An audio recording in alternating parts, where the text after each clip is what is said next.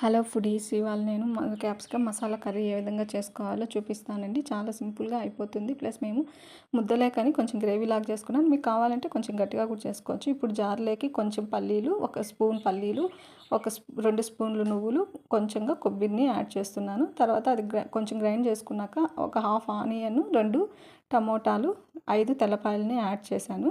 ఇప్పుడు 1 table spoon కారపొడి, చిటికెడంతా పసుపు పొడి, 1 టేబుల్ స్పూన్ ధనియాల పొడిని యాడ్ చేసి అందులో హాఫ్ గ్లాస్ వాటర్ని యాడ్ చేసుకొని మెత్తగా గ్రైండ్ చేసుకోవాలి. ఇప్పుడు గ్రైండ్ చేసుకున్నాక ఇప్పుడు ప్యాన్ పెట్టుకొని అది వేడెక్కిన తర్వాత అందులో 2 టేబుల్ స్పూన్ ఆయిల్ని యాడ్ చేస్తున్నాను. అందులోనే కొంచెం ఆవాలు, జీలకర్రని యాడ్ చేశాను. అవి ఫ్రై అయిన తర్వాత ఒక హాఫ్ ఆనియన్, 2 ఎండుమిర్చి, కొంచెం కరివేపాకుని యాడ్ చేసి అవి బాగా ఫ్రై అయిన తర్వాత అందులో పక్కన కట్ చేసి పెట్టుకున్న క్యాప్సికమ్ని యాడ్ చేస్తున్నాను. అవి ఒక 5 మినిట్స్ ఫ్రై చేసుకున్నాక పక్కన గ్రైండ్ చేసి పెట్టుకున్న మసాలాని యాడ్ చేసుకొని 1 టేబుల్ స్పూను రాళ్ళుప్పుని యాడ్ చేశాను. ఇప్పుడు